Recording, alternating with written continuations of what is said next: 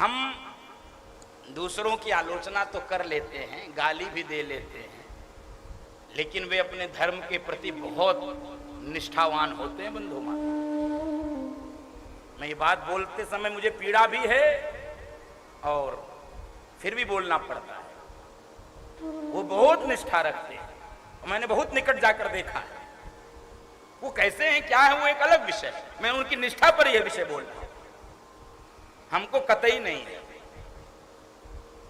हमारी निष्ठा उन विषयों पर है जो नितांत नश्वर है, क्षणभंगुर है, स्खलनशील है, मरणशील है, पतनशील है, नाशवान है। उन पर हमारी निष्ठा है। और जो नित्य है, जो स्थायी है, जो चिर है, जो अनंत है, जो बुद्ध है, जो मुक्त है, जो शुद्ध है, उस पर हमारी कभी निष्ठा नहीं होती। हमको अपने धर्मशास्त्रों की मोटी बातें भी ध्यान में नहीं रहती। गंभीर बातों की चर्चा में नहीं कर रहा हूं, मोटी बातें भी हमको ध्यान में नहीं होती हैं। और लड़ना हमको बड़ी बड़ी बातों से, चुनौतियां बहुत हैं। मेरी प्रार्थना है व्यासपीठ से बंधु माताओं, जब लोग कहते हैं ये कथाएं क्यों होती हैं, इसीलिए होती हैं, इसीलिए ये कथाएं होती हैं कि अपने धर्मशास्त्रों की मोटी मोटी बात हम जान जाएं, हम अपनी पीढ़ियों को बता सके, आने वाली पीढ़ियों को बता सके, वर्तमान पीढ़ी को बता सके। यदि हम नहीं जानेंगे, बता नहीं पाएंगे, और हमारे बच्चों की निष्ठा हमारे शास्त्रों में, हमारे धर्म में, हमारी पद्धतियों में नहीं होगी। इसलिए हमको जानना अनिवार्य है। तो वेद के 4 विभाग किए, ऋग्वेद, यजुर्वेद, सामवेद और अथर्ववेद, 4 वेद। हम कितने समृद्ध लोग हैं, इस पर गौरव होना चाहिए, गर्व होना चाहिए। हमारे यहाँ कोई एक किताब नहीं है, हमारे यहाँ कोई एक पूजा पद्धति नहीं है, हमारे यहाँ कोई एक प्रवर्तक नहीं है, हमारे यहाँ कोई एक नियम नहीं है। इसका दुरुपयोग मत करिए, इसका सदुपयोग करिए। ये दुरुपयोग करने के लिए स्वतंत्रता नहीं मिली है, ये सदुपयोग के लिए मिली। हमारे यहाँ कोई एक प्रवर्तक नहीं है, कोई नहीं बता सकता सनातन धर्म कब शुरू हुआ, कोई नहीं बता सकता सनातन की कोई एक पुस्तक का नाम नहीं। हम समृद्ध लोग हैं, हम वैभवशाली लोग हैं, हमारे पास अनंत पुस्तक है, अनंत ग्रंथ है, 4 वेद, 18 पुराण, 18 पुराण, 11 उपनिषद। अब तो बहुत उपनिषद जुड़ गए बाद में। हम बहुत समृद्ध लोग।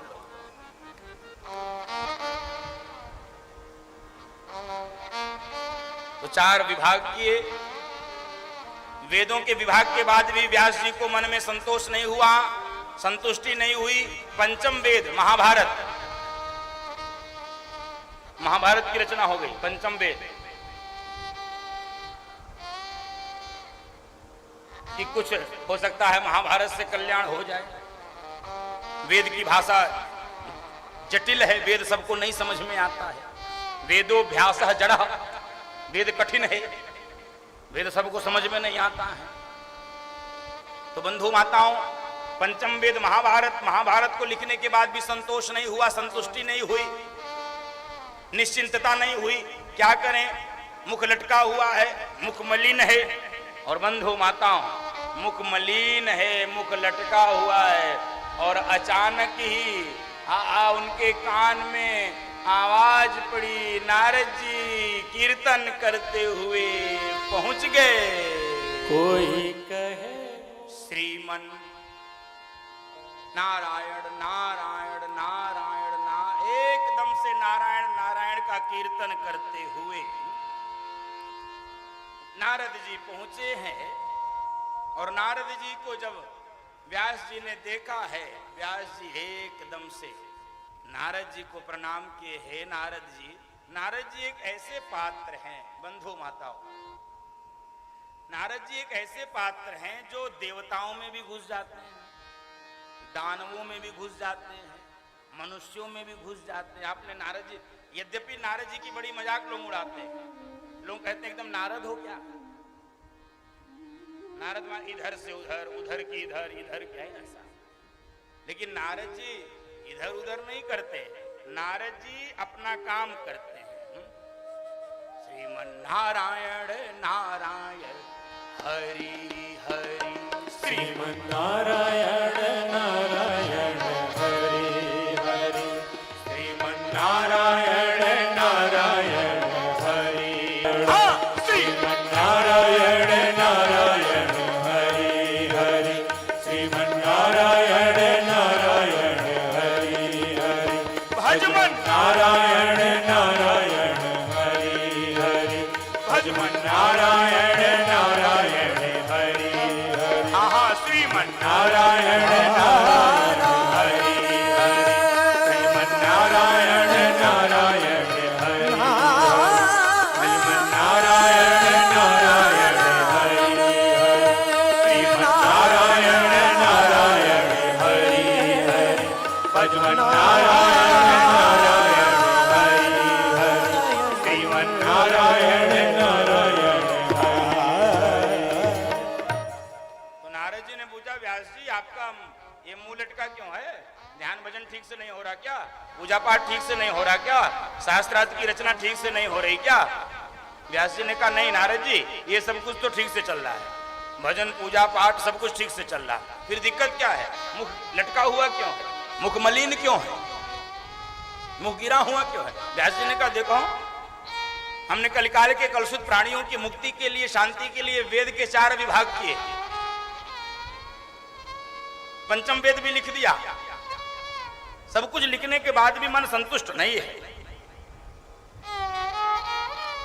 मन में संतोष नहीं है, मन में भरोसा नहीं है कि इनसे कलिकाल के कलुषित प्राणियों का मन शांत हो पाएगा कि नहीं, चित्त स्थिर हो पाएगा कि नहीं, मन निर्मल हो पाएगा कि नहीं। नारद जी ने कहा, ओ हो व्यास जी, अब यहां पर ग्रंथ में देखिए, मूल पाठ में अभी तक नारद उवाच लिखा था, अब लिख रहा है श्री नारद उवाच, अब नारद जी में श्री जोड़ दिया, श्री नारद उवाच।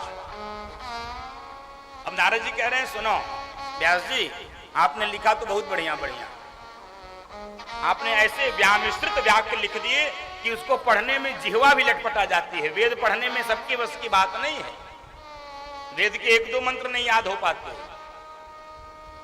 आपने लिखा तो बहुत कुछ, लेकिन जो लिखना चाहिए था वो नहीं लिखा। बंधु माता, हम करते बहुत कुछ है, लेकिन जो करना चाहिए वो नहीं। नारद जी व्यास जी को कह रहे हैं, हे पाराशर, आप लिखे बहुत कुछ, जो लिखना चाहिए था वो नहीं लिखे। क्या लिखना चाहिए था? आपने गोविंद के गुणानुवाद को नहीं गाया है, आपने गोविंद की लीलाओं को नहीं गाया है, आपने गोविंद की कथाओं को नहीं गाया है। और जब तक आप गोविंद की कथा को नहीं गाएंगे, तब तक आपके मन को भी संतोष नहीं होगा और कलिकाल के कलुषित प्राणियों का भी चित्त शांत नहीं होगा। इसलिए गोविंद की लीलाओं को गाइए, उनकी कथा को गाइए। और सुनो, मैं कल भी बोला था, सिद्धांत के साथ दृष्टांत देना पड़ता है, प्रमाण देना पड़ता, उदाहरण देना पड़ता है, तब वह सिद्धांत पुष्ट हो जाता है। उदाहरण भी दे रहे हैं। आपको लगता होगा कि गोविंद के गुणों का परिणाम क्या होता है, क्या हो सकता है? मुझसे सुनो, नारद जी कह रहे हैं, मैं दासी का पुत्र, मैं दासी का पुत्र, और गोविंद के चरणों के प्रीति का परिणाम ये हुआ, गोविंद के गुणों के गुणानुवाद का परिणाम ये हुआ। सुनो व्यास जी, मैं दासी का पुत्र था, मेरी मां संतों के यहां जाती थी झाड़ू पोछा लगा। बंधु माताओं ध्यान से सुनो, चातुर्मास के लिए संत जब आते थे, जंगल में रुकते थे, मेरी मां उनके बर्तन मांजने के लिए, उनके स्थान को स्वच्छ करने के लिए जाती थी,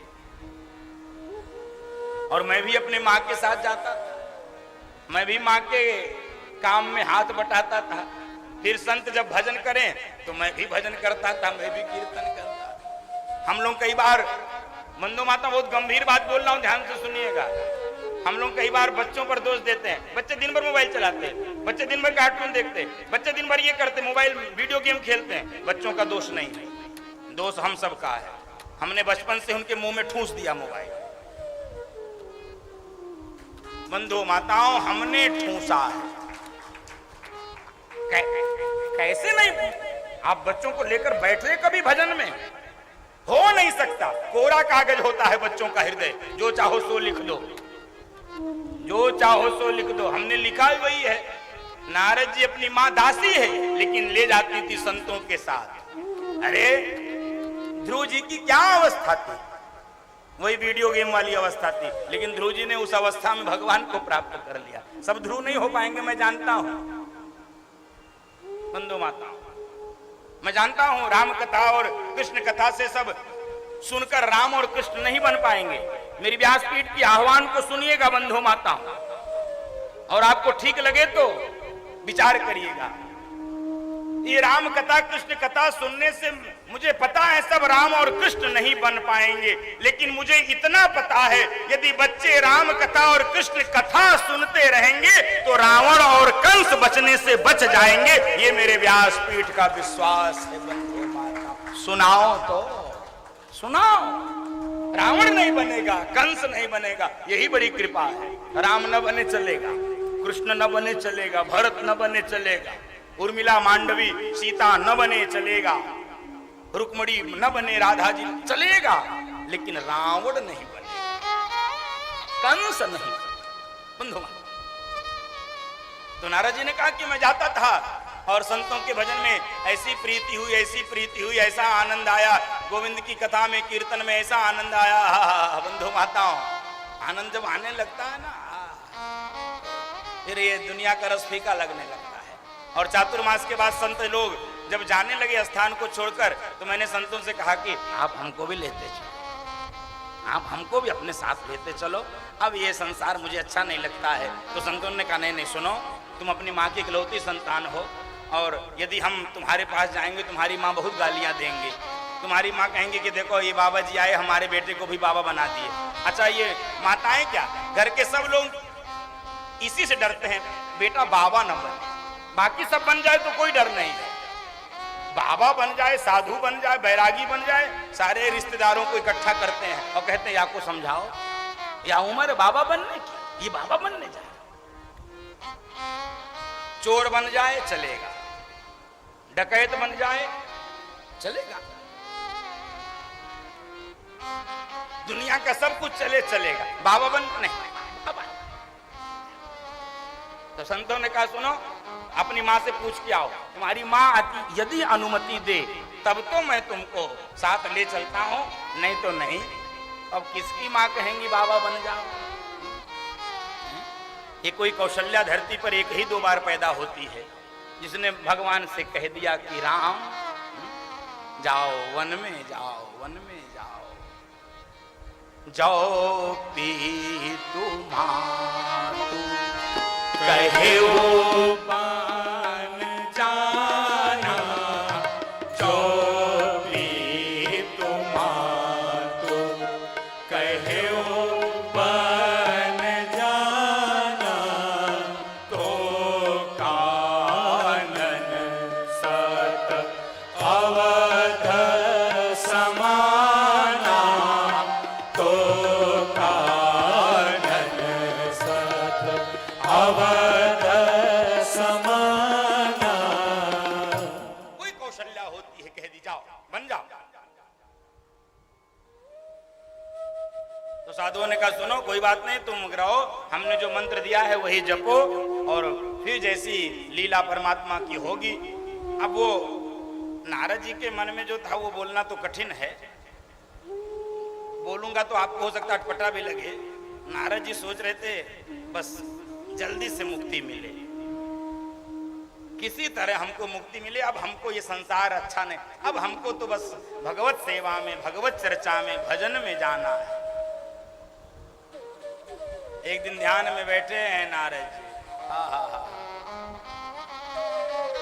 वही सुंदर चित्र दृश्य, भगवान की झांकी नारद जी के आंखों के सामने। कौन? भक्त हेतु हरि रूप बनाया, ब्रह्मानंद मेरे मन भाया। बंधु चरण